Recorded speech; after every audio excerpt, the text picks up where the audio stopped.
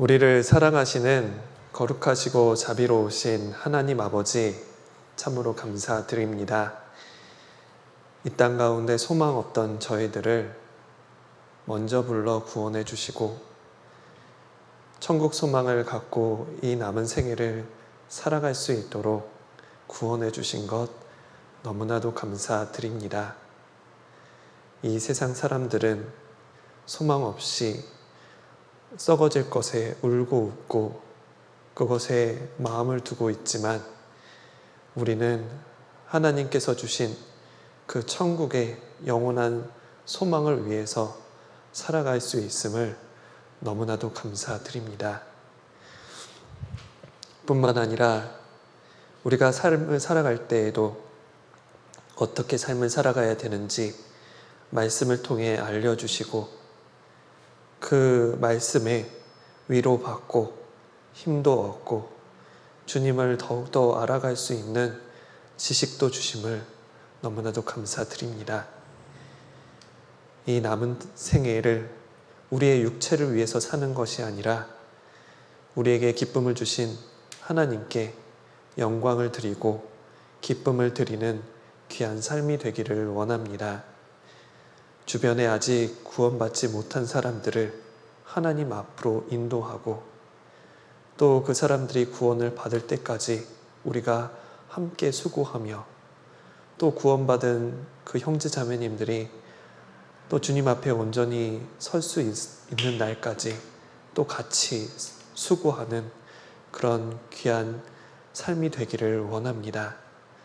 우리에게 부족한 것 많이 있고 어리석은 것 너무나도 많사오니 말씀의 능력으로서 변화시켜 주시고 또 주님께 받은 은혜를 함께 나누는 귀한 형제 자매님 될 수 있도록 도와주시고 인도해 주시옵소서.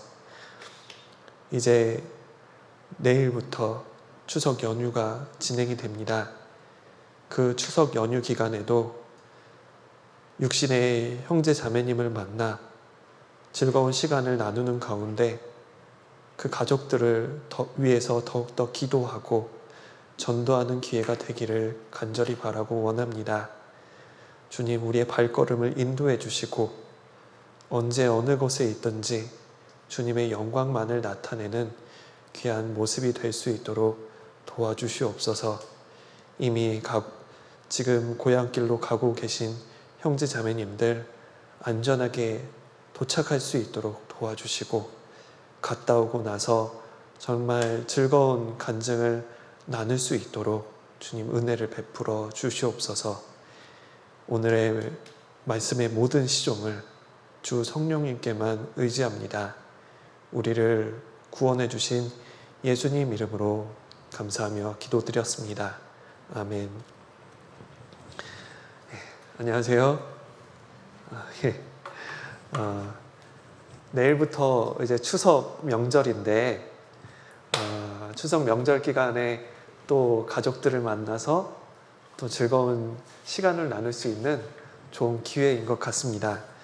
우리가 그런 시간에 또 우리의 마음을 또 어떻게 다잡아야 되고 또 구원받은 그리스도인으로서 육신의 형제 자매님들을 또 잘 대해줄 뿐만 아니라 우리에게 남아있는 그 주님께서 주신 사명, 그 사명을 어떻게 잘 감당해야 되고 또 교회의 일원으로서 어떻게 삶을 살아야 되는지 말씀을 통해서 같이 살펴보고자 합니다. 출애굽기 1장 15절을 보겠습니다. 1장 15절부터 17절까지를 한번 보시고 앞에 봐주세요.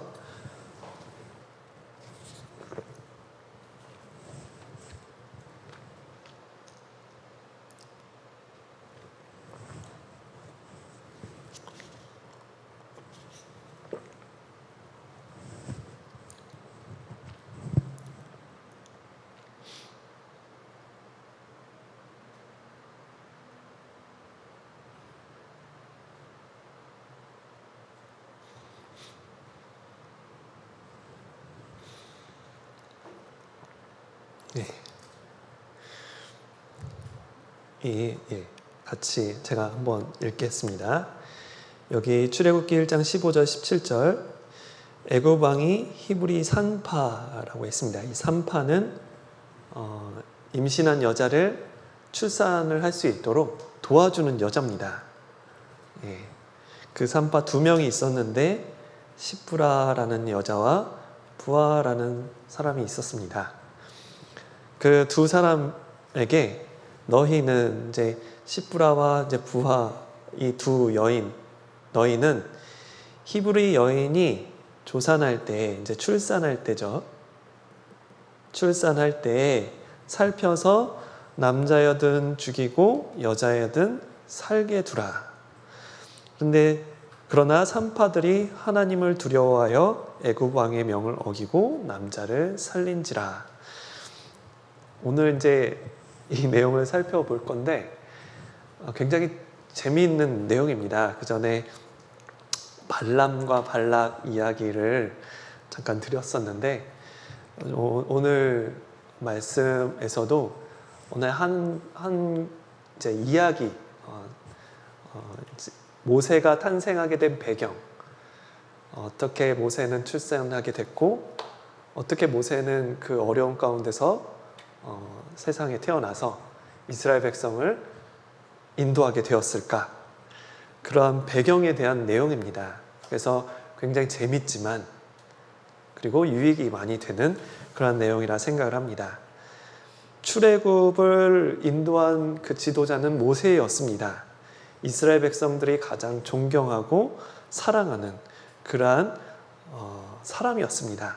그래서 그 모세는 출애굽을 인도했을 뿐만 아니라 그리고 그 성경책 5권을 기록했습니다. 창세기, 출애굽기, 레위기, 민수기, 신명기 그 5권의 성경을 이렇게 기록을 한 아주 훌륭한 지도자였습니다. 그런데 그 출애굽을 모세가 인도를 했지만 그 모세만 그 출애굽을 혼자 그 이스라엘 백성을 다 이렇게 이끈 것은 아닙니다. 모세와 함께 출애굽을 이끈 주인공이 바로 아론과 미리암, 그러니까 모세의 형, 모세의 누나, 그 아론과 미리암도 있습니다. 그런데 그 모세와 모세의 형, 모세의 누나, 아론과 미리암 외에도 출애굽에 아주 중요한 역할을 한 사람들이 몇몇이 더 있지만 오늘은 그 중에 히브리 산파, 시프라와 부하에 대해서 한번 생각을 해보려고 합니다. 이 출애굽기 1장 6절에 보면은 이제 창세기 내용 중에 아브라함의 자손들이 쭉 내려오는데 그 중에 요셉이라는 그 자손은 요셉이라는 후손은 형들의 미움을 받아서 애굽 땅에 팔려갑니다. 팔려가서 그곳에서 하나님의 인도로 총리가 되었습니다. 그래서 총리가 되어서 자기를 애굽 땅에 판 형들을 복수하지 않고 오히려 그 형들을 보호하기 위해서 애굽 땅으로 불러들입니다. 왜냐하면 애굽 그 지역에 다 가뭄이 들었습니다. 흉년이 들었어요. 그래서 먹을 것이 없으니까 형들을 불러서 애굽 땅으로 이제 살게 됐는데 그 70명이라는 가족들을 다 데리고 옵니다. 다 데리고 오는데 이제 시간이 흐르다 보니 그 70명의 가족들은 다 늙어 죽고 그들의 후손들이 점점점 늘어났습니다. 그래서 여기 보시면 요셉과 그의 모든 형제와 그 시대 사람은 다 죽었습니다. 시간이 흘렀으니까 다 죽었습니다. 그 후손들, 이스라엘 자손들은 생육이 중다하다, 매우 많다, 번식하다, 그리고 창성하다. 굉장히 이렇게 번영이 많이 된 것 같습니다. 사람들이 굉장히 많아진 거죠. 그러니까 생육이 중다하다, 번식하다, 창성하다는 그리고 심히 강대하다. 너무 많아져서 강해졌다. 그러니까 이게 다 비슷한 말입니다. 이 말이나 이것 심히 강대하다는 다 연관된 말입니다. 아주 많아졌다는 얘기인 거죠. 예. 근데 우리가 좀 신기한 것은 이 번식하다라는 의미예요. 근데 이 번식이라는 말은 원래 사람한테 쓰이는 단어는 아닙니다. 뭐 동물이나 곤충한테 쓰는 그런 말인 거죠. 아마도 그 곤충이나 동물들을 낳는 걸 보면은 한 번에 한두 마리 낳는 게 아니라 뭐 강아지를 봐도 한 10마리씩 낳고 막 물고기를 보면 막 바글바글하게 낳잖아요. 그렇게 낳는 것처럼 아주 잘 낳은 것 같습니다. 숨풍숨풍 잘 낳은 것 같아요. 예. 그러니까 이제 너무 바글바글하게 자녀를 잘 낳은 것 같습니다. 그런데 그 요셉이 총리였었던 그 시대, 요셉은 너무 훌륭한 총리여가지고 이집트 그 애굽 땅의 왕들이 다 요셉을 아주 귀하게 생각을 했는데 계속 시간이 지나다 보니까 그 왕들이 계속 죽고 요셉도 죽었습니다. 요셉을 기억하지 못하는 시대가 되었습니다. 애굽 땅에 새로운 왕이 되었어요. 그런데 요셉을 알지 못하는 새 왕이 이제 나타났는데 그 왕이 애굽을 다스리던 시대가 왔습니다. 그런데 그 새 왕이 이집트 백성들한테 말하기를 이 이스라엘 백성이 우리 애굽 백성보다 강하다, 더 많다라고 했습니다. 물론 이제 애굽 백성이 훨씬 더 많았겠죠. 오랫동안 살았으니까. 그런데 이 왕의 말은 너무 이스라엘 백성들이 번식을 잘하니까, 출산을 잘하니까 너무 빨리 늘어나서 우리가 도대체 조절할 수가 없다, 통제를 못할 것 같다라는 의미입니다. 만약에 그들이 더 많게 되면은 그 이스라엘 자손들이 더 많아지게 되면 나중에 전쟁이 일어날 때 애굽하고 전쟁을 치르는 그 대적들과 같이 힘을 모아서 우리와 싸우면은 우리는 크게 손해를 볼 거다라는 이제 왕이 걱정을 하게 됩니다. 이집트는 주변 나라들이 이집트를 많이 공격을 했었던 것 같습니다. 그렇게 전쟁을 할 때 우리와 같이 살고 있는 이스라엘 백성들이 그 적군 나라와 힘을 합해서 이집트를 공격을 하게 된다면 아마 이집트는 큰 손실을 입게 될 거고, 그리고 수많은 노동자들이 없어질 것을 아마 왕은 두려워했던 것 같습니다. 그 배경 지식을 잠깐 살펴보면 이집트 백성들은 농사를 지었습니다. 농사를 지으니까 이제 여기저기 떠돌아다니는 게 아니라 한 곳에서 씨를 뿌리고 그 수확을 할 때까지 계속 그 자리에 남아있고, 그 후손들이 또 계속 정착 생활을 했습니다. 집을 짓고 그리고 수확을 하는. 반면에 이스라엘 백성들은 조상 대대로 소나 양을 키우는 목축업을 했습니다. 목축업은 한 곳에 오래 머물 수가 없습니다. 떠돌아다녀야 돼요. 한 곳에 풀을 먹이다 보면 그곳에 풀이 다 없어지면 풀이 있는 곳을 옮겨 가야 되겠죠. 떠돌아다녀야 됩니다. 그래서 이집트 사람들은 이스라엘 백성들을 별로 가까이 하지 않았습니다. 떠돌아다니니까. 우리도 그렇잖아요. 우리 주변에 그 한 곳에 머물지 않고 남란 옷차림에 떠돌아다니시는 분들을 종종 볼 때가 있습니다. 그 사람들 가까이 하진 않잖아요. 마찬가지로 이스라엘 백성들을 그 애굽 사람들도 좋아하지는 않았습니다. 그래서 어느 일정한 장소를 떼어주고 너희들 여기에서만 살아 라고 했고, 거기에 가축을 키우고, 그리고 이집트 백성들은 농사를 짓는, 따로 떨어져 살았습니다. 근데 이제 그래도 같은 나라니까 그 필요한 가축들을 이스라엘 사람들한테 부탁을 해가지고 그 가축을 키워주는, 그렇게 도움을 받는 그런 관계였던 거죠. 그런데 그 이스라엘 백성들이 만약에 강해져서 이집트를 떠나게 된다면 짐승을 키울 수가 없잖아요. 목축업을 별로 좋아하지 않는 나라이기 때문에 그 양이나 소나 그 염소를 키울 수 있는 사람이 없습니다. 그래서 그 목축업을 좋아하진 않았지만 그래도 농사를 지으려면 소가 있어야 되고, 전쟁을 치르려면 말도 있어야 되고, 옷을 입으려면 양털도 있어야 합니다. 그래서 이집트 그 애굽 백성들은 이스라엘 사람을 좋아하진 않았지만 이집트를 떠나는 것을 원하지는 않았습니다. 그러니까 붙잡아 둬야 되겠다. 하지만 조절은 해야 되겠다라는 생각을 한 겁니다. 너무 많지도 않게, 또 너무 적지도 않게 조절할 계획을 세웠던 거죠.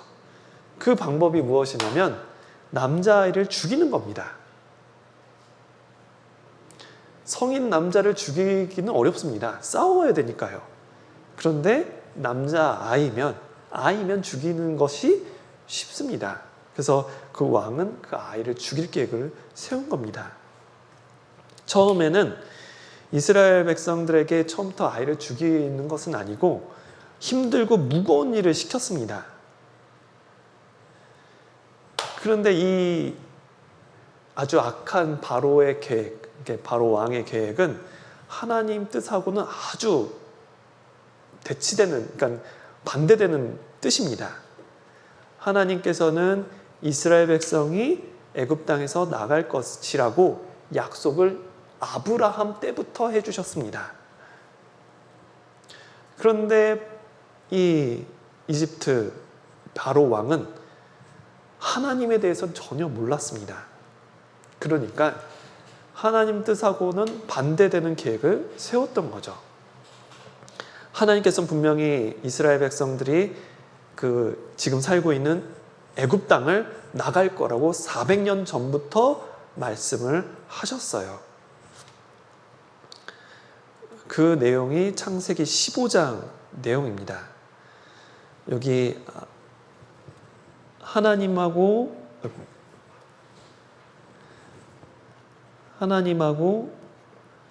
아브라함하고 약속에 대한 내용입니다.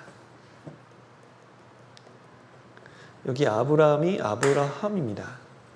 그러니까 하나님께서 아브라함에게 말씀하신 것은 너 아브라함은 꼭 알아둬야 된다.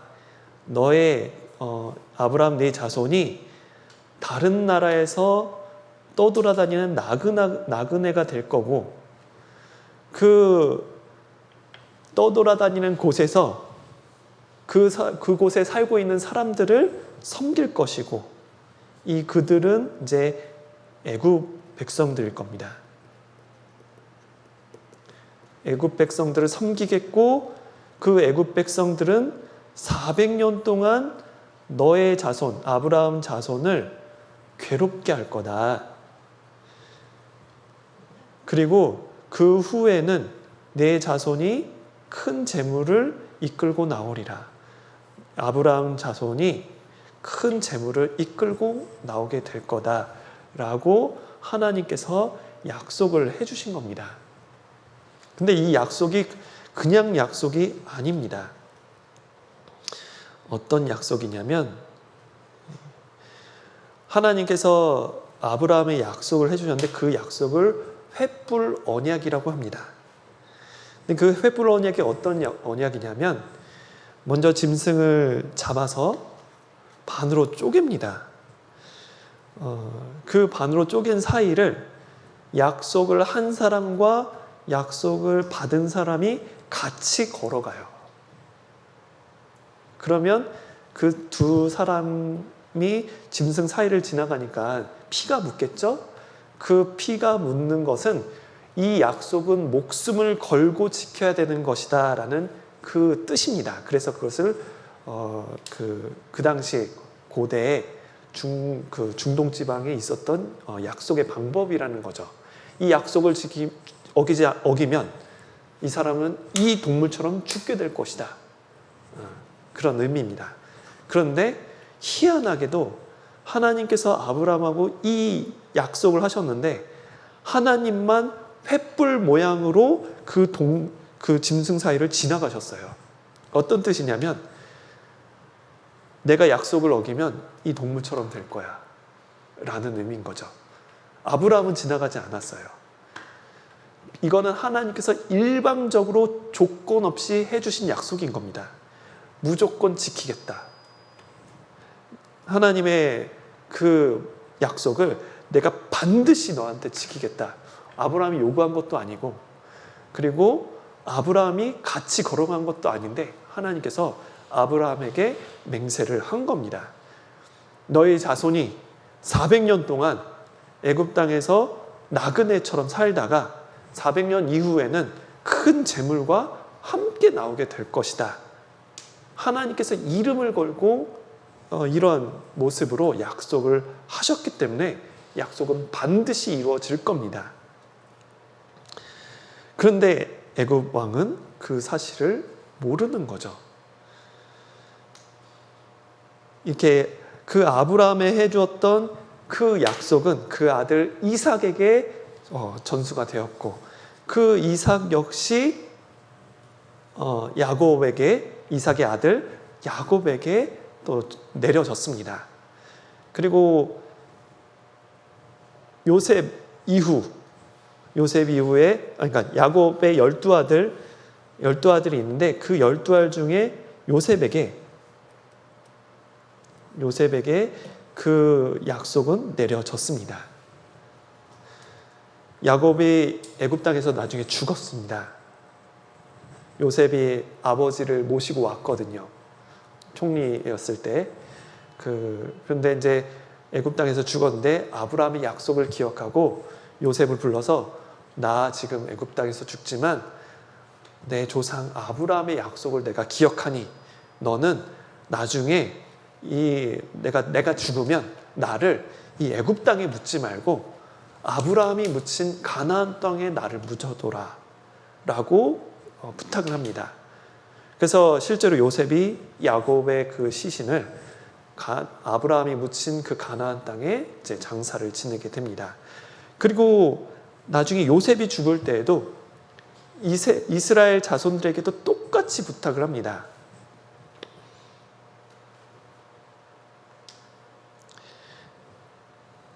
그 부탁의 내용이 창세기 마지막 장 50장에 기록되어 있습니다. 요셉이 그 형제들에게 이르되 나는 죽으나, 요셉이 이제 죽게 됐습니다. 하나님이 너희를 권고하시고, 이스라엘 백성이죠. 너희를 권고하시고 너희를 이 땅에서 인도하여 내사 아브라함과 이삭과 야곱에게 맹세하신 땅에 이르게 하시리라 하고, 그리고 요셉이 또 이스라엘 자손에게 맹세시켜 이르기를 하나님이 정녕 너희를 권고하시리니 너희는 여기서 내 해골 요셉의 해골을 메고 올라가겠다 하라. 명령입니다. 분명히 하나님께서 너희들 이스라엘 백성들을 권고하셔서 이집트 땅에서 나가게 될 거다. 그럴 때 너희는 여기서 내 시신을 메고 올라가라. 내 시신을 같이 가지고 가라. 그리고 약속하신 그 땅으로 가라라고 명령을 내린 겁니다. 결국 그 이스라엘 백성들은 애굽 땅에서 나가게 될 겁니다. 그 유언을 이제 요셉이 이스라엘 백성들에게 한 겁니다. 요셉의 믿음이 이제 요셉의 자손들, 이스라엘 자손들에게 전수됐고, 이스라엘 백성들은 이제 자손을 많이 낳았습니다. 생육이 번성하고 그리고 중다하게 자손을 많이 낳았습니다. 그럴 때에도 이스라엘 백성들은 하나님께서 우리를 이 땅에 나가게 해주실 것이다 라는 약속의 마음을 가질 수 있었던 겁니다. 그런데 바로 왕은 그것을 모르는 거죠. 너희는 절대 나갈 수 없다. 딱 그렇게 세운 겁니다. 근데 하나님은 반드시 나간다라고 약속을 하셨고, 애굽 왕은 절대 못 나간다라고 했습니다. 어떻게 될까요? 과연 나갈 수 있을까요? 네. 그래서 이 책 제목이 출애굽기입니다. 네. 바로 왕을 무너뜨리고 이 애굽 땅을 나가게 되는 놀라운 역사를 경험하게 되는 거죠. 그 과정의 시작에 대한 내용인 겁니다. 그래서 그 바로 왕이 이스라엘 백성들을 어떻게 못 나가게 했는지 그 계획을 한번 보도록 하겠습니다. 출애굽기 1장 11절, 바로 왕의 계획입니다. 감독들을 그들 위에 세우고, 이제 이스라엘 백성들입니다.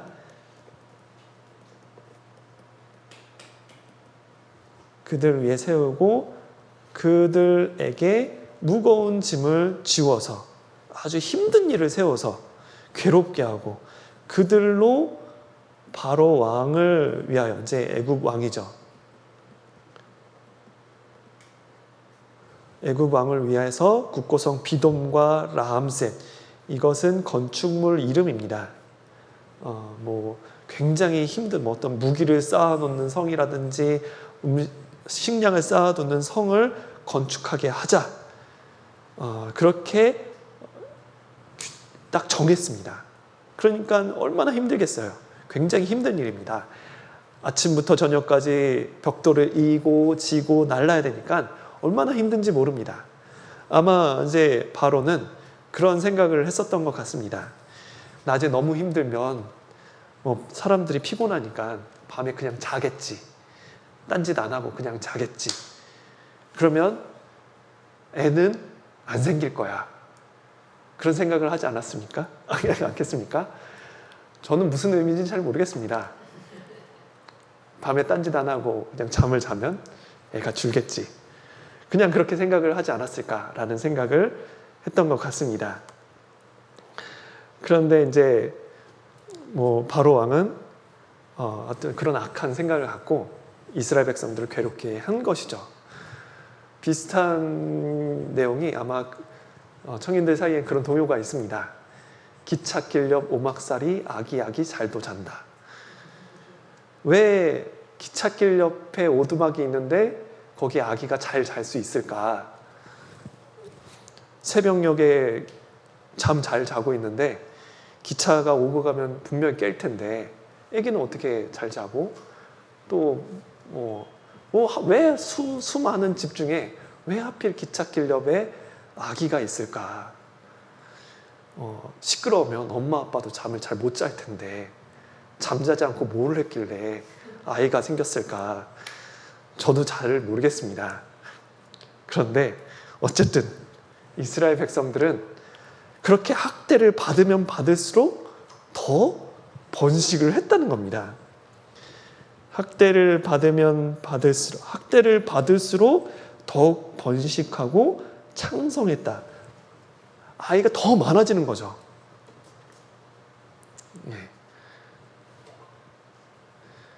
바로 왕은 이렇게 낮에 이렇게 중노동을 시키면 분명히 밤에 딴짓 못하니까 숫자가 줄어들 거라고 생각을 했습니다. 그런데 희한하게도 낮에 그렇게 중노동을 시켰는데 숫자가 늘어나는 거예요. 학대를 받을수록 더욱 번식하고 창성했다. 말이 안 되는 거죠. 아마 말씀에 학대를 받았음에도 불구하고 더욱 숫자가 늘어났다. 그러면 모르겠는데 받을수록 더욱 번식했다. 왜 그게 그런 이유가 되는지는 잘 모르겠습니다. 그냥 하나님의 기적이죠. 더 숫자가 많아지는 거예요. 아마 몸이 더 튼튼해져서 그런지 몰라도 바로 왕이 아마 머리가 아팠을 겁니다. 어떻게 할까? 더 엄하게, 더 힘들게 하자. 더 아주 그냥 힘이 빠지게 그렇게 해보자라고 한 겁니다. 이렇게 더 힘들게 일을 시킨 겁니다. 그래서 출애굽기 1장 13절 14절에 이스라엘 자손의 역사를 엄하게 하여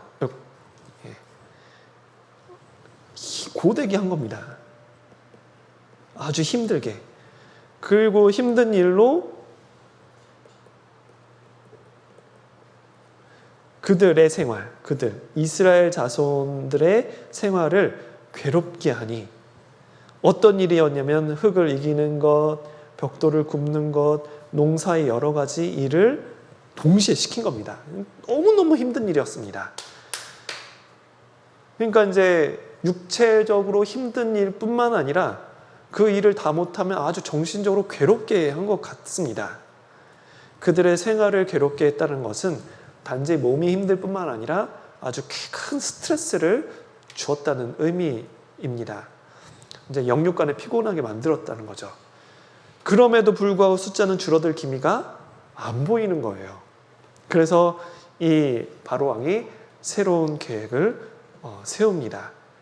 그 새로운 계획이 바로 우리가 공부할 시프라 부하의 등장 배경이 되는 겁니다. 이제 시작인데 30분이 지났습니다. 예. 출애굽기 1장 15절 16절에 우리가 읽은 구절이죠.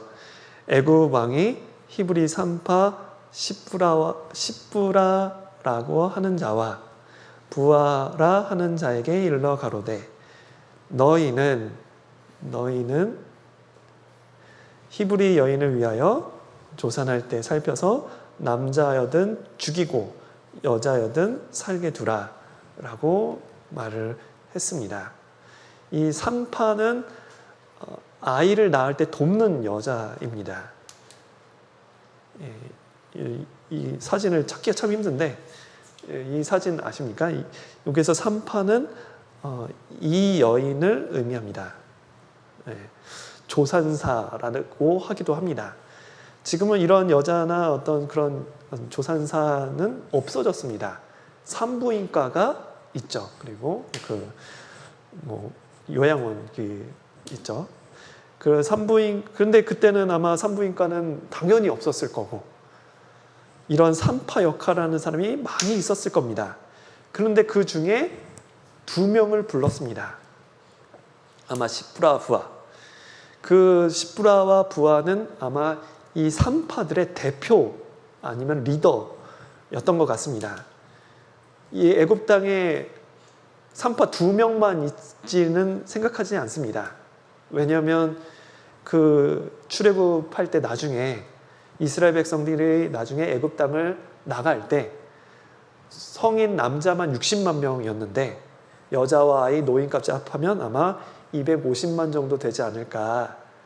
그런데 250만이 살고 있는 큰 도시에 산파 2명만 있다고 생각을 하면 너무 그 말이 안 됩니다. 지금도 이렇게 안양 시내에 60만 명 정도가 있는데 산부인과 굉장히 많습니다. 그래서 그 산파의 대표, 특히 이스라엘에서는 번식이 잘 되고 창성하고 자녀를 많이 낳았기 때문에 2명의 산파만 있지는 않았을 겁니다. 어쨌든 그 둘을 불러가지고 명령을 내립니다. 산모가 아이를 낳을 때 잘 살펴봐서 그 아이를 받다가 만약에 남자면 죽이고 여자이면 살려라. 어른을 죽이는 건 힘든 일이지만 아이를 죽게 하는 것은 쉽습니다. 가장 쉬운 것은 갓 태어난 아기를 죽이는 겁니다. 어린 아이니까 숨을 쉬지 못하도록 코를 이렇게 막아버리거나 그러면 되겠죠. 설령 산파가 아이를 죽이려고 하지 않아도 적극적으로 아이를 살리려고 하지 않아도 도와주지 않으면 아이는 죽습니다. 아이가 태어날 때는 아주 무능력한 상태예요. 울지도 못합니다. 그 울라고 이렇게 때리기도 하거든요. 예. 그래서 울고 몸을 씻어주고 젖을 물리고 그런 아무 힘이 없으니까 누군가의 도움이 반드시 필요합니다. 다 그런데 그것은 산파가 해줘야 돼요. 적절하게 숨을 쉴 수 있도록 도와줘야 되고 조치를 취해줘야 되는데 그러한 조치를 취하지 않으면 산파는 죽습니다. 그렇게 하라고 조치 취하지 말라고 바로가 명령을 내린 거죠. 그리고 여자는 살려라. 인구를 조절하기 위해서 여자는 살려두고 남자는 죽이라는 명령을 내린 겁니다. 너희에게는 문제가 없을 거야. 아이가 태어날 때 너희가 살짝 조치만 취하면 아이는 죽을 것이고 아무 문제가 없겠지. 뭐 예를 들어 너희가 아이를 받을 때 아무 도움을 주지 않고 아이를 죽게 내버려 둔 다음에 너희가 산모한테 어떡해요. 아이가 태어났는데 아이가 죽었네요. 죽었습니다. 라고 하면 산모는 아무것도 모르고 그냥 슬퍼하겠지만 그냥 그렇게 받아들일 거다. 정말 아주 간교하죠. 바로 왕이. 자연스럽게 보이는 것처럼 해서 인구를 줄이려고 하는 바로의 꾀입니다. 그리고 바로 왕은 이 산모가 이 명령을 즉각 잘 순종할 거라고 생각을 했습니다. 의심하지 않았습니다. 왜냐하면 이 바로의 그 당시의 위치는 대단했습니다. 거의 이 바로는 신과 같은 모습이었습니다. 신과 같은 어떤 권위를 갖고 있었습니다. 한 사람을 죽이는 것은 그냥 아주 쉬운 일이었죠. 말 한마디면 사람을 죽일 수 있는 그런 권력을 갖고 있었습니다. 그리고 사람들도 다 이 바로를 신처럼 여겼어요. 바로의 말을 어긴다는 것은 신의 명령을 어기는 것과 같았습니다. 그런데 이 산파는 어떤 사람들일까요? 이스라엘 백성이에요. 노예처럼 부리는 이스라엘 백성입니다. 그리고 여인이었어요. 그리고 할머니죠. 아주 힘이 없는 나이가 많은 할머니. 그런데 그런 신과 같은 어떤 바로의 명령을 이 노예 할머니 이스라엘 할머니가 과연 그 명령을 어길 수 있을까? 그렇지는 않을 겁니다. 바로는 그것을 잘 알고 있었어요. 내 명령을 감히 어길 수 있을까? 그런데 놀랍게도 이 두 명의 히브리 산파는 왕의 명령을 거역하고 아이를 살렸습니다. 왜 살렸을까요? 우리는 그것을 한번 생각해 보고 교훈을 받고자 합니다. 이 십부라라는 이름의 뜻은 아름답다라는 뜻을 갖고 있고 부하는 빛난다라는 뜻을 갖고 있습니다. 그들은 정말 아름답고 빛나는 신앙을 갖고 있었습니다. 하나님께서도 그들의 모습을 잘 알고 있었어요. 출애굽기를 보시면 출애굽기 1장 6절부터 출애굽기 2장 10절까지 400년간의 시간이 흐르는데 요셉부터 모세 사이에 다른 이름이 안 보입니다. 한 명도 기록이 안 됐어요. 십부라와 부하만 기록이 되어 있습니다. 모세의 어머니 요게벳의 이름도 기록되어 있지 않고 모세의 아버지 아므람의 이름도 기록되어 있지 않습니다. 모세의 형 아론, 모세의 누나 미리암, 그들의 이름도 기록되어 있지 않습니다. 바로의 이름은 당연히 숨겨져 있고 바로의 공주의 이름, 모세를 키운 바로의 공주의 이름도 기록되어 있지 않습니다. 왜 하나님께서는 이 십부라 부하 이 두 사람의 이름만 남겨두었을까? 그만큼 이 두 사람이 하나님 보실 때 소중한 사람이었기 때문입니다. 이 두 여인이 없었으면 이스라엘 백성은 존재할 수가 없었을 겁니다. 이 두 여인은 아주 힘없는 여인입니다. 반면에 애굽을 다스리는 왕은 지구상에 가장 힘 있는 신과 같은 권력을 갖고 있는 남자입니다. 언제든지 사람을 죽일 수 있는. 그 앞에 있는 히브리 산파는 노예, 나이 많은 할머니입니다. 그러한 모습으로 그 바로가 이 할머니들에게 명령을 내리고 있는 겁니다.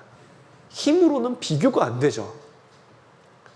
그런데 이 두 명의 할머니가 바로의 왕의 명령을 어기고 이스라엘 백성들을 살렸습니다. 바로의 명령을 어기면 어떻게 될 건지를 이 두 여인은 잘 알고 있었을 겁니다. 자신들의 목숨이 죽을 뿐만 아니라 모든 이스라엘 그 산파들의 목숨도 다 죽을 수 있다라는 것도 알고 있었고, 더 나아가서 이 히브리 산파들의 집안 가족까지 다 죽게 될 것이라는 것도 알고 있었을 겁니다. 그만큼의 능력을 갖고 있고 권력을 갖고 있었기 때문입니다. 바로 왕의 명령을 거역하면 내가 죽는 것은 말할 것도 없고 우리 집안이 다 멸절할 텐데, 그런데 그 위험을 무릅쓰고 내가 명령을 거역할까? 아니면 명령대로 조용히 아이들을 죽일까? 그리고 자연유산 됐다고 산모한테 거짓말을 할까? 많은 고민이 되었지 않겠습니까? 산파의 손자는 우리 손자 이번에 대학 들어갔는데, 우리 아들 이번에 부장 진급했는데 고민하지 않았겠습니까? 그런데 다음 말씀에 보면 산파는 고민하지 않았던 것 같습니다. 산파들이 하나님을 두려워하여 애굽 왕의 명을 어기고 남자들을 살린지라. 여기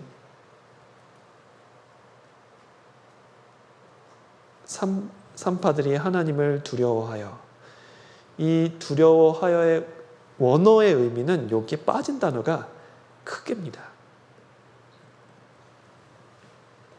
산파들이 하나님을 크게 두려워하여, 너무 두려워한 겁니다. 애굽 왕은 너무 두려워해서 애굽 왕은 조금도 두려워하지 않았다는 거죠. 눈에 보이는 바로 왕은 가장 무서운, 그 시대 사람들에게 가장 무서운 사람입니다. 그런데 반면에 하나님은 눈에 보이지 않아요. 그런데 눈에 보이지 않는 하나님을 눈에 보이는 왕보다 크게 두려워한 겁니다. 그것을 경외라고 합니다.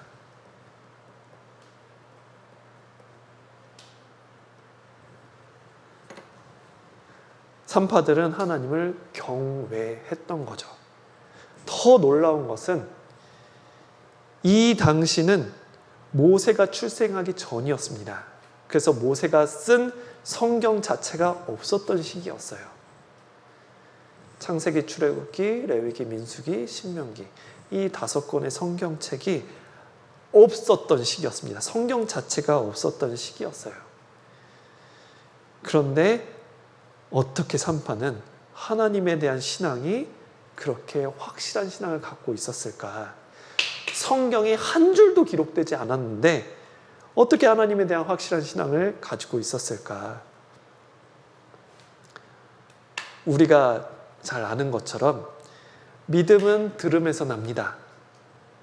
아마도 그 산파들은 아브라함과 이삭, 야곱을 통해서 내려온 하나님의 말씀을 들었고, 그리고 그것을 듣고 믿었을 뿐만 아니라 실생활에 적용시킨 것이죠.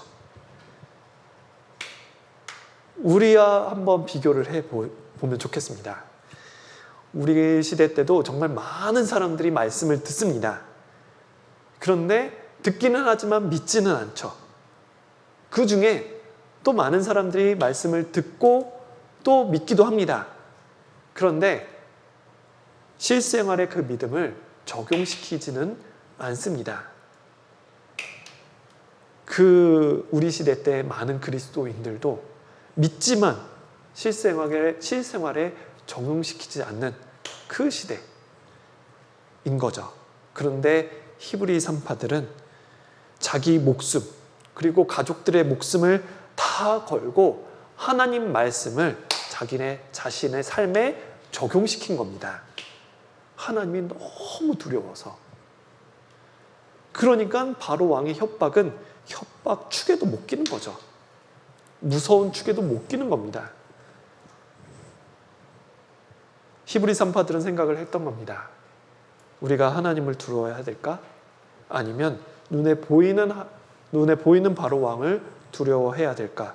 생각을 했을 겁니다. 우리는 산파인데 우리가 하는 일이 아이를 태어나게 하고 생명을 보존하는 일인데 오히려 태어나는 아이를 죽게 할 수 있느냐? 우리가 바로 왕한테 목숨을 부지하려고 막 태어난 아이를 죽게 할 수 있느냐? 우리 집안이 무사하기 위해서 이스라엘 집안 전체를 다 죽게 할 수 있느냐? 그러면 생각할 필요도 없어. 만약에 우리가 바로 왕의 명령을 어겨서 죽임을 당하게 된다면 죽어야지. 그렇게 다짐을 한 겁니다. 이 아이의 모습처럼 다짐을 한 거죠. 아마 성경을 아시는 분들은 에스더 성경을 떠올릴 수도 있습니다. 에스더가 왕 앞에 나가서 이스라엘 백성을 살려달라고 요청을 하는 것은 목숨을 걸고 해야 되는 일이었습니다. 그런데 에스더가 내가 이 요청을 왕 앞에 내어놨을 때 왕이 경노해서 나를 죽이게 된다면 죽어야지. 그러한 결심을 했었던 여왕이었습니다. 그 에스더처럼 히브리 산파들도 마음에 결심을 한 겁니다. 바로 왕의 협박은 마음에 두지도 않았어요. 아이가 태어날 때 가서 아이를 살린 겁니다. 하나님을 너무 두려워해서 남자아이들을 살린 겁니다. 아까 말씀을 드렸던 것처럼 그 애굽 땅에 이스라엘 사람들이 살고 있는 그 땅에 산파 2명만 있지는 않았을 겁니다. 많은 산파들이 있었을 겁니다. 그런데 인구가 줄지 않았다. 오히려 더욱 번식했다. 그것은 2명의 산파만 남자아이를 살린 게 아니라 다른 산파들도 똑같이 남자아이를 다 살린 겁니다. 아마 시프라와 부하가 다른 산파들에게 히브리 그 산파들에게 말을 전했을 겁니다. 바로왕이 남자아이를 죽이고 여자아이는 살리라고 합니다. 그 이야기를 들은 다른 산파들은 똑같이 걱정을 했겠죠. 그럼 우리 동족을 죽여야 되나? 그런데 시프라와 부하의 모습을 본 산파들이 똑같이 영향을 받은 거죠. 시프라와 부하가 하나님을 크게 두려워한 그 모습을 산파들도 영향을 받은 거죠. 저렇게 직접 명령을 받은 시프라와 부하도 저렇게 목숨을 걸고 아이를 살리는데 우리도 그래야 되겠다. 우리가 죽더라도 아이는 살려야 되겠다. 아니, 나만 죽는 게 아니라 우리 집안이 다 죽더라도 아이는 살려야 되겠다. 이스라엘 민족은 살려야 되겠다. 히브리 산파들의 마음이었던 겁니다. 이러한 히브리 산파들이 없었다면 모세는 태어나지도 못했을 겁니다. 모세의 형 아론조차도 존재할 수 없었던 거죠. 그 히브리 산파들의 결단과 그 믿음이 주변 사람들에게 큰 영향을 미친 겁니다. 하나님의 약속을 믿고 그 행동을 한 산파들의 모습이 주변 사람들에게 영향을 미친 겁니다. 바로왕은 기대를 했을 겁니다. 이제 남자애는 죽겠지. 여자애만 살겠구나. 여자애는 어떻게 할까? 막 고민을 했겠죠. 명령을 내렸기 때문에 여자애만 많아지고 남자애는 줄어드니까 점점 아이는 인구가 줄겠지. 그런데 그 인구가 줄 거라는 건 인구가 늘 거라는 건 생각도 못 했는데, 힘없는 할머니 2명이 자기 말을 듣지 않을 거라는 것은 상상도 못 했을 겁니다. 그런데 그 할머니들이 바로 왕의 명령을 불순종을 한 거예요. 게다가 이스라엘 백성들은 숫자가 줄지도 않았습니다. 더 많아졌습니다. 그래서 바로 왕이 깜짝 놀라서 이럴 수는 없다. 다시 히브리 산파를 불렀습니다. 산파들이 불려갈 때 마음이 어떻겠습니까? 이제 우리 죽었구나.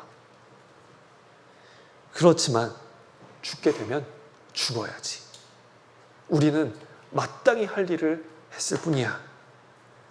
아이를 죽이고 어떻게 내가 살려고 그렇게 비열하게 목숨을 구걸하겠느냐. 남을 살리고 내가 죽어야지. 그 마음으로 애굽 왕을 만나러 간 겁니다. 출애굽기 1장 18절. 애굽 왕이 산파를 불러서 그 산파들에게 말했습니다. 너희가 어찌 이같이 하여 남자들 살렸느냐? 너희가 왜 남자를 살렸느냐? 이 바로왕의 질문이 어떤 식으로 얘기를 했을까요? 부드럽게 얘기를 했을까요? 너희가 왜 남자 살렸어? 그렇게 얘기를 했을까요? 그렇게 말하지 않았겠죠. 아주 큰 소리로 엄하게 너희가 어찌하여 이같이 남자아이를 살렸느냐? 아니면 왜 남자아이를 살렸느냐? 라고 큰 소리로 외쳤을 겁니다. 그 앞에 할머니들은 얼마나 무서웠겠습니까? 감히 우러러 볼 수도 없었을 거예요. 바로와 그 신하들이 보고 있는 그 앞에 힘없는 할머니 2 할머니가 엎드러져서 그 말을 다 들어야만 했습니다. 문제는 자칫 잘못하면 할머니뿐만 아니라 할머니 가족 3대가 아마 다 멸하게 되는 그러한 화를 입게 될 수 있는 상황이었던 겁니다. 그런데 거기에 이 산파 2명이 참 지혜롭게 이야기를 합니다. 이렇게 바로왕이 소리를 질렀을 텐데 산파가 이렇게 대답을 했습니다. 임금님, 우리가 임금님의 명령을 일부러 거역한 것이 아닙니다. 명령대로 아들을 죽이려고 갔는데, 아이 난다고 해서 갔는데 벌써 가봤더니 아이 낳고 샤워하고 젖먹이고 앉아 있더라고요. 그런데 어떻게 빼앗고 죽입니까? 다른 집도 가봤더니 벌써 아이랑 같이 뛰놀고 있더라고요. 산파가 바로에게 대답하되 히브리 여인은 애굽 여인과 같지 아니하고 건장하여. 산파가 그들에게 히브리 여인들, 히브리 산모에게 도착하기 전에 이미 해산하였습니다 라고 얘기를 한 겁니다. 바로가 이상한 거죠. 그럴 리가 있나? 산파 여인들이 아마 그랬을 겁니다. 히브리 여인 아이 낳는 거 보셨어요? 본 적 없으시죠? 본 적 없으면 말도 마세요. 히브리 여인들은 애굽 여인하고 달라요. 이상하다. 애굽 여인은 아이 낳으면 한 달은 못 일어나고 7일 동안 물 묻히면 안 된다고 그랬는데 산후조리원 가야 된다고 그렇게 얘기를 하던데, 애굽 이렇게 이랬을 거예요. 애굽 여인들은 그렇지만 히브리 여인들은 아주 건강하기가 말도 못해요. 왜 건강하겠어요? 임금님께서 일을 시키시니까 그러시죠. 흙도 이겨가지고 날라야죠. 농사도 지어야죠. 가축들 먹이느라 이리저리 뛰어다녀야죠. 여러 가지 일을 해야 되잖아요. 그러니까 여자들이 질통지고 일하고 오한마 들고 일하다 보니까 뭐 다리가 뭐 팔뚝이 뭐, 히브리 여인들은 힘 한번 흥 하면은 쑥 나아요. 진짜 그랬겠죠. 아마 히브리 여인은 일을 굉장히 많이 하고 건강했을 겁니다. 아이도 잘 낳았을 겁니다. 건강하니까. 실제로 임신했을 때 적절한 운동은 아이를 낳을 때 큰 도움이 된다고 합니다.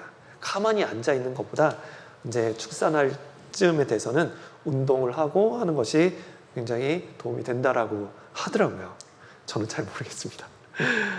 근데 아마 그렇게 중노동을 했으니까 더 건강했을 겁니다. 전부 다 근육질. 그러니까 산모들이 아이를 쑥쑥 낳은 것 같습니다. 그렇게 말하니까 바로 왕이 할 말이 없는 거죠. 일을 시킨 건 자기니까. 일을 시켰는데 오히려 그것이 산모가 더 건강해져가지고 아이를 잘 낳게 되는. 그러니까 뭐라고 말할 길이 없어진 겁니다. 벌 줄 사유도 없는 거죠. 그래서 풀어줬습니다. 하나님 그 풀어준 것뿐만 아니라 하나님께서 산파들에게 큰 상을 주셨어요. 어떤 상을 주셨냐면 하나님이 그 산파들에게 은혜를 베푸시니라. 그 은혜가 어떤 은혜냐면 백성들은 생육이 번성하고 심히 강대하며, 이것이 은혜예요. 산파들에게 주신 은혜입니다. 우리가 생각한 거 약간 다르죠. 하나님께서 산파에게 은혜를 주셨는데 왜 백성이 번성하고 심히 강대한 게 산파들에게 주신 은혜일까? 하나님께서 산파에게 주신 은혜가 우리가 생각한다면 부자를 되게 해주신다거나 생명이 오래 장수를 한다거나 집안이 잘 된다거나 그래야 될 텐데 그게 아닙니다. 산파들이 받은 축복은 백성들이 더 번성하고 더 강대해졌다는 겁니다. 아이들이 더 많이 태어났다는 것입니다. 그게 산파들에게 주신 가장 큰 상입니다. 왜 이게 큰 상이 되었을까요? 히브리 산파들이 원하는 것은 딱 한 가지입니다. 나의 수고를 통해서 이스라엘 백성들이 강대해질 수만 있다면, 우리 백성의 숫자가 더 늘어날 수만 있다면 그것이 히브리 산파들의 소원이었어요. 우리 시대 때로 생각을 해보면, 그리스도인으로 이 히브리 산파들의 마음을 생각해보면 큰 교훈이 됩니다. 내가 수고해서 정말 우리 교회 형제자매님들이, 우리 구원받은 식구가 더 늘어날 수만 있다면, 새로운 생명들이 날마다 태어날 수만 있다면, 새로운 영혼들이 교회 가운데서 건강하게 자랄 수만 있다면 나는 아무 보상 받지 않아도 그걸로 만족하고 감사하겠다라는 거죠. 하나님께서 히브리 산파들의 마음을 아셨습니다. 그래서 산파들의 마음에 맞게 상을 주신 거예요. 너희가 백성들이 더 많아지기를 원하느냐? 내 백성 더 많게 해주겠다. 백성들이 더 번성하게 된 겁니다. 수백만의 이스라엘 백성들은 이 산파들에게 생명의 빚을 지고 있는 거죠. 내가 누구 때문에 태어났을까? 내가 누구 때문에 이렇게 건강해? 아마 이스라엘 백성들은 몰랐을 겁니다. 천국 가서 알았겠죠. 모세도 아마 시브라 부하에게 너무너무 고마워했을 겁니다. 마찬가지로 구원받은 그리스도인들, 우리도 지금 누구의 도움을 입어서 이렇게 말씀을 듣고 있는지, 누가 나를 전도해서 또 내가 구원받기 위해서 나에게 도움을 준 산파 역할을 한 형제 자매님들은 누군지 모르겠죠. 직접적으로 보이는 분이 있고 보이지 않아도 내가 모르는 곳에서 같이 수고한 형제 자매님들이 있습니다. 근데 지금은 몰라요. 천국 가면 알게 될 겁니다. 아, 하나님께서 나에게 은혜를 베풀어 주셨구나. 나는 저 사람을 위해서 한 것은 큰 게 없는데, 밖에 나가서 간식 사다 주고, 그리고 나는 그냥 찬양을 잘 불러주고, 나는 통역을 좀 했을 뿐이고, 나는 상담을 잠깐 했을 뿐인데, 나는 주차 봉사를 하고, 여러 가지 우리가 한 사람이 구원받기 위해서 수고하는 많은 모습들이 있는데 그것이 한 사람의 영혼을 구원받게 하는데 어떤 도움이 되는지 우리는 잘 모릅니다. 천국 가면 다 알게 될 거예요. 하나님께서 그 모든 것을 다 알게 해주실 거죠. 산파들에게 은혜를 주셨습니다. 백성들이 번성하고 강대해지는 모습을 보게 해 주셨어요. 그리고 이걸로 끝난 것이 아닙니다. 산파들의 개인의 집도 왕성하게 해주셨다. 하나님이 그들의 집, 산파들의 집을 왕성하게 해주셨습니다. 숫자가 늘어나게 하셨다는 의미입니다. 산파들의 자손도 더 많은 자손을 낳고 또 손자들이 또 많은 증손자를 낳고 수많은 가족이 되었다라는 거죠. 요즘 시대가 코로나라 고향에 내려가는 게 너무 어렵지만 모이는 것도 제한이 되고 또 6명이 되냐 8명이 되냐 그렇게 하잖아요. 그런데 과거에 우리가 추석 명절을 뗄 때는 정말 많은 식구들이 모일 수가 있었습니다. 어떤 집에 가면 20명, 30명. 그런데 더 놀라운 것은 그 많이 모인 그 가족들이 또 다 구원을 받은 교회에 쓰임받는 그 형제 자매님들이라면 얼마나 모임이 즐겁고 기쁘겠습니까? 그래서 반면에 명절에 모여 있는데 명절인데 아무도 없어요. 자식도 오지 않아요. 부부 둘이서 초라하게 명절을 보낸다면 참 그건 슬픈 일입니다. 하나님께서 이 산파들의 그 집을 왕성하게 해주셨습니다. 산파들의 자녀들이 정말 산파들의 모습을 보고 마음의 결심을 똑같이 한 거죠. 우리도 우리 어머니처럼 우리 할머니처럼 그렇게 생명을 건지는 일을 해야 되겠다. 생명이 태어나면 또 그 생명이 잘 성장할 수 있도록 적극적인 역할을 해야 되겠다. 그렇게 자녀들이 산파들의 모습을 보고 본받지 않았을까요? 산파의 자녀들이 보고 우리도 정말 우리 엄마, 우리 할머니처럼 정말 생명 살리는 일에 적극적으로 나서야 되겠다. 결심을 한 것 같습니다. 그렇게 하다 보니까 그 집이 왕성하게 되었습니다. 결국 출애굽을 할 수 있는 모든 준비가 다 끝이 난 거죠.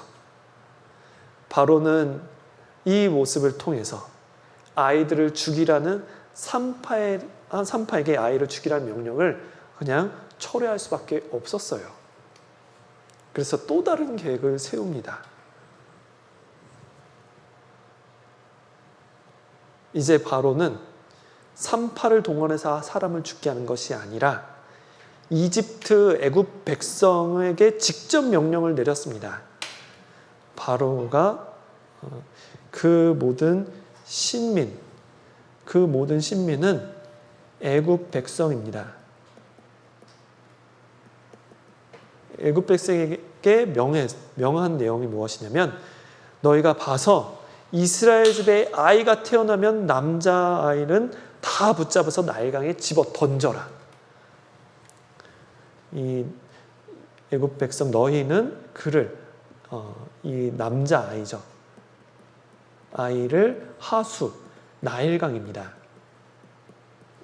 나일강에 던지고 아이는 살려라. 산파가 바로 왕의 명령을 거역하니까 이제 더 큰 아주 무시무시한 명령을 내렸습니다. 어떻게 보면 이 바로 산파가 명령을 거역했기 때문에 더 큰 문제가 생긴 것처럼 보입니다. 그런데 이러한 일이 있었기 때문에 모세가 바로의 궁전에서 성장할 수 있었던 겁니다. 남자아이를 하수에 던지라는 명령을 피해서 모세의 어머니가 그 모세를 숨겨서 키우다가 몰래 갈대 상자에다가 모세를 태워가지고 흘려보낸 것을 바로의 공주가 그것을 발견하고 또 그것을 이제 이제 모세 어머니를 통해서 젖을 먹이고 바로의 궁전에서 모세가 클 수밖에 없는 그러한 상황이 된 거죠. 모세가 바로의 궁전에서 성장할 수 있었던 조건 중에 바로 이 바로의 명령이었던 겁니다. 아마 이 명령이 없었다면 모세는 공주의 손에서 태어나지 못했을 겁니다. 공주의 손에서 자라지 못했을 거예요. 그냥 노예대로 성장했을 겁니다. 노예대로 성장을 했다면 애굽의 모든 학문을 습득할 수 있는 방법이 없었을 겁니다. 그러면 모세는 백성들을 지도하기가 너무너무 어려웠을 것이고, 백성들을 지도하는 것뿐만 아니라 글을 알고 글을 적는 모세의 오경을 기록하기도 불가능했을 겁니다. 그런데 이 바로의 명령 때문에 모세는 바로의 공주의 품에서 자랄 수 있었고, 바로의 궁궐 안에서 애굽의 학문을 잘 배울 수 있게 된 것입니다. 하나님의 섭리가 있었던 것이죠. 그리고 바로가 이렇게 정말 악한 계획을 세운 것에 대해서도 하나님께서는 그대로 갚아주셨습니다.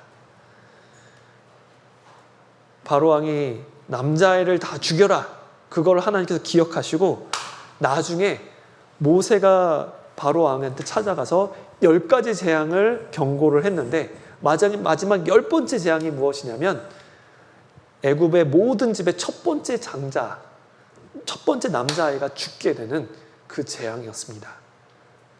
남자아이를 죽이라는 그 바로의 명령이 하나님께서는 그대로 갚아주신 거죠. 진짜 그 애굽의 모든 첫 번째 장자는 다 죽었습니다. 바로 왕의 장자도 죽었습니다.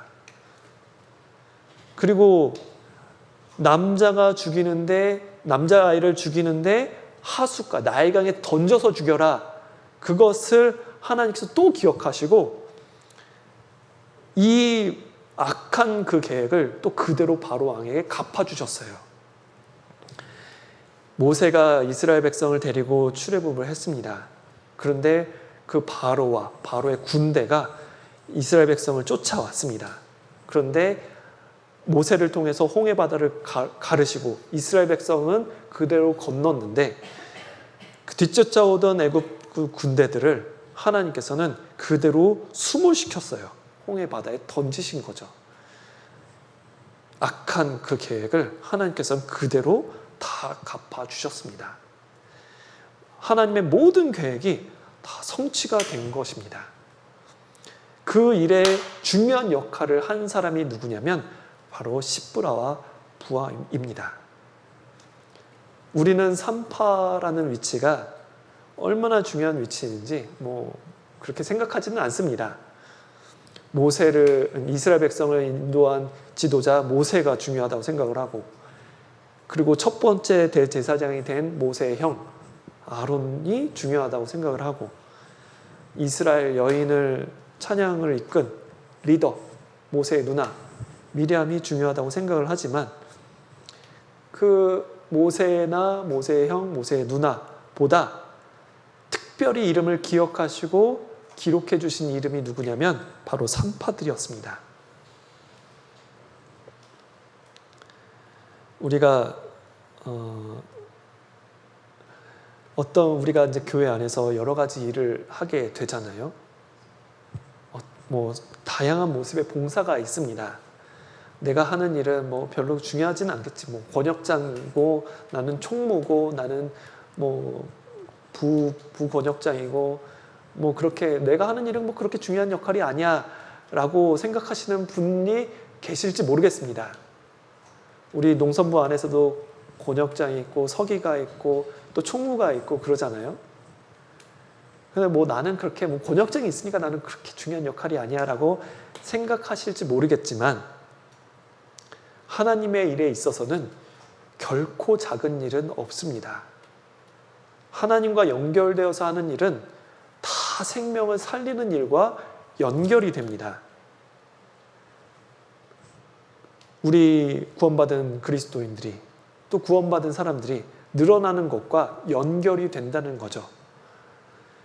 복음이 전해지는데 내가 한 사람을 데려오지 못하더라도 내가 그 한 사람을 데려오지 못하더라도 산파처럼 그러한 전도하는데 구원받을 수 있는데 도움을 줄 수는 있습니다. 새롭게 새로운 농인분들이 옵니다. 그럼 밝은 얼굴로 인사해 줄 수 있잖아요. 나이 드신 형제자매 오시면 반갑게 손을 한번 잡아줄 수 있습니다. 또 자리를 양보해 줄 수도 있고 앞자리 말씀 잘 들으시라고 양보해 줄 수도 있습니다. 그리고 돌아갈 때 차로 집까지 모셔다 줄 수도 있습니다. 상황이 다 안 돼요. 뭐 차도 없고 뭐 그런 것도 없어도 밝은 얼굴로 내 자리에 앉아 지키는 것만으로도 훌륭한 역할을 하는 것입니다. 아, 저렇게 밝은 얼굴로 교회에서 와서 말씀을 듣는구나. 아, 이 교회에 오면은 정말 보니까 정말 많은 사람들이 저렇게 얼굴이 밝구나. 그러고서 마음이 열리지 않겠습니까? 무엇을 하든지 우리가 교회에서 하는 어떤 일들은 생명을 건지는데 연결이 되는 것입니다. 여기 로마서 14장 17절에 하나님의 나라의 특징이 나옵니다. 하나님의 나라는 먹는 것과 마시는 것이 아니요 오직 성령 안에서 의와 평강과 희락이라 말씀하셨습니다. 하나님의 나라는 뭐 이것을 먹으면 되고 이것을 먹으면 안 되고 이것을 마셔도 되고 이것을 마시면 안 되고 이런 걸 정하는 게 아닙니다. 교회의 특징은 성령 안에서 의와 평강과 희락입니다. 의는 의롭게 된 사람들, 죄사함을 받은 사람들이 실제로 의롭게 사는 모습, 그게 하나님 나라의 특징이라는 거죠. 아, 이 교회에 왔더니 사람들의 행동이 정말 바르고 다르구나, 다 의롭구나, 정말 깨끗하구나 라는 그 모습, 그것이 하나님 나라의 특징입니다. 두 번째, 평강은 평화입니다. 하나님의 그 구원이 내 마음속에 이루어진 사람들이 서로 모여서 이루어진 사람들이 또 다른 사람들과 평화롭게 지낼 수 있는 것, 그것이 하나님 나라의 특징이라는 거죠. 정말 사이좋게 보이구나, 정말 친밀하게 정말 좋은 관계로 보이는구나. 나도 내가 이 교회를 다니면 이분들이 나를 저렇게 환영해주고 반갑게 지내겠지, 그런 기대를 하는 거죠. 그게 하나님 나라의 특징인 겁니다. 그리고 희락, 즐거움입니다. 우리가 전도 집회를 합니다. 전도 집회를 하는데 교회를 다니신 분들도 계시고 교회를 생전 처음 와보신 분들도 계세요. 근데 생전 처음 와보시는 분들은 우리가 하는 전도 집회 내용을 다 이제 뭐 이해를 100% 하는 건 아닙니다. 아, 이 교회는 이 내용이 성경에 있다고? 그런가? 그런 거죠. 성경의 내용하고 맞는지 틀린지를 구별하기가 어려워요. 처음 들으니까. 또는 교회를 다니신 분들도 여기는 여기가 맞다, 이렇게 설명하는 게 맞다 그러고, 저기는 엉뚱한 얘기를 하는데 여기가 맞는 거지 저기가 맞는 거지 구별하기 어려운 분들도 계십니다. 그런데 어떻게 맞다라고 확신을 가질 수가 있냐면 교회 안에 구성원의 모습을 보면서 확신을 얻을 수가 있습니다. 성령 안에서 의와 평강과 희락의 모습을 우리 농인선교부 형제자매님들이 보여줄 때, 아, 여기는 뭔가 다르구나, 여기가 옳은 것 같다라고 마음을 열게 되는 거죠. 전도 집회 내용을 막 얘기를 해요. 1일차부터 7일차까지 쭉 얘기를 합니다. 교리적으로 틀린 게 없어요. 그런데 이해는 잘 못할 수 있습니다. 그런데 형제자매들 모습을 보고 여기가 옳은 것 같다고 마음을 열게 됩니다. 그리고 말씀을 받아들이고 새 생명을 얻게 되는 거죠. 정말 그리스도인의 역할이 산파와 똑같은 것 같습니다. 제가 이제 산파를 조사를 해봤는데 인터넷에 산파에 대한 내용이 나오는데 여러 가지 교훈 받을 내용이 많이 있습니다. 예전에는 산파가 많이 있었지만 지금은 별로 없어요.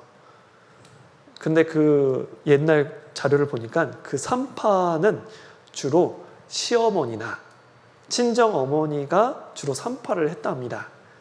그런데 시어머니나 친정어머니가 산파 역할을 해줄 수 없는 상황, 그러면 다른 사람을 불러야 되잖아요.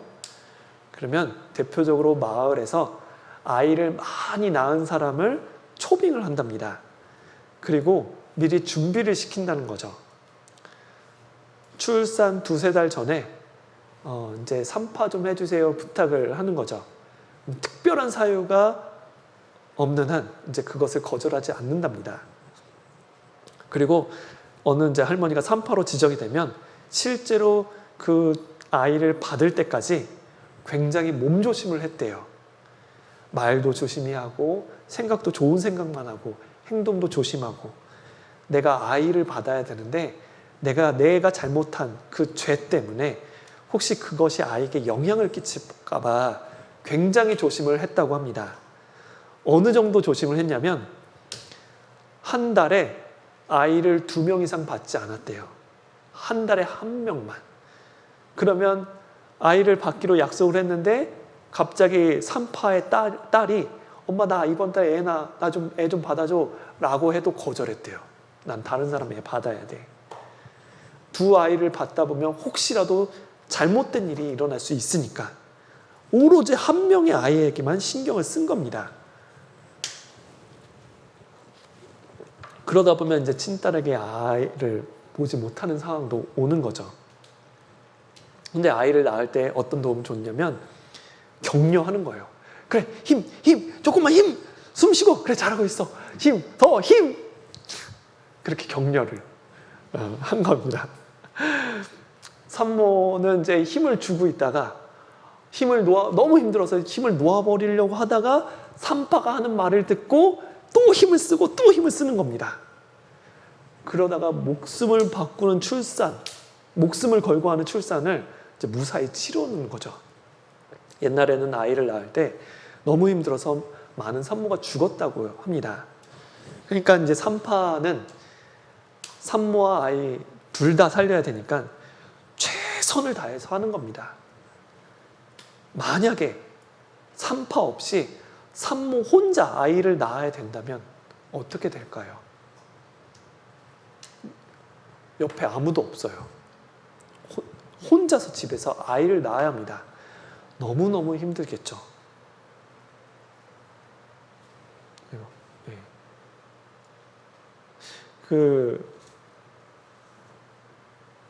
혼자서 아이를 낳은 것뿐만 아니라 혼자서 아이를 낳는 것 자체가 아마 너무 슬픈 일이고 힘든 일입니다.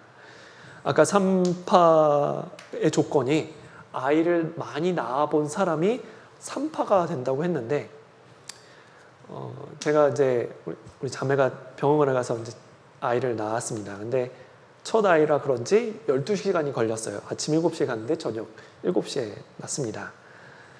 그러니까 많이 두려워하기도 하고 그래서 옆에서 걱정하면서 함께 있는데 저는 그 고통을 잘 이해를 못했습니다. 지금도 이해를 하는 건 아니죠. 남자니까. 속으로 어떤 생각을 했냐면 아주 심한 변비인가? 그럼 어떤 말을 모르니까 어떤 말을 해주기도 그렇고 공감을 못했습니다. 근데 이제 분만실에서 들어갔는데 간호사가 이제 한 얘기를 들었습니다. 굉장히 사무적으로 산모님 힘 주세요. 힘 주셔야 돼요. 이렇게 하는 얘기를 들었습니다. 그러니까 간호사들은 많은 산모를 대하기도 했고 긴 시간 출산을 하다 보면 간호사도 힘들 겁니다. 근데 거기에 간호사들 제가 보니까 대부분 젊어요. 아이를 낳아본 간호사들은 그렇게 많아 보이지 않습니다. 미혼이거나 1명 정도 낳아본 그런 사람들이 있지 않을까. 근데 아이를 낳아본 사람은 아이를 낳을 때 얼마나 힘들고 얼마나 어려운지 잘 압니다. 그래서 어떻게 해서든지 도움을 주려고 합니다. 그래서 같이 울어주고 힘내라고 하는 거죠. 그래서 그런데 그거를 모르면 그 아이를 낳을 때 그 아픔을 모르고 그렇게 얘기하는 분들도 계세요. 아, 힘 좀 써봐. 뭐 그렇게 힘 없어서 애를 뭐 낳겠어? 뭐 힘을 안 주고 싶어서 안 주는 사람이 어디 있어요? 그런데 그렇게 얘기하는 대다수 중에 사람이 보통 남자라는 거죠. 경험이 없으면 꾸짖어요. 예. 마찬가지로 그리스도인으로 입장을 바꿔서 생각을 해본다면 어떤 한 사람이 다른 한 사람을 전도합니다. 그러면 전도하는 사람, 어떤 한 사람을 전도하는 사람은 산모의 역할을 하는 거죠. 그리고 새로 말씀을 듣는 사람은 신생아 역할입니다. 그런데 다른 사람을 전도할 때 저 사람 전도하니까 정말 수고하네. 아, 부럽다. 나하고 상관없는 일이야. 내버려두고 신경 쓰지 않는다면 만약 산모가 혼자 아이를 낳는 거하고 똑같은 겁니다.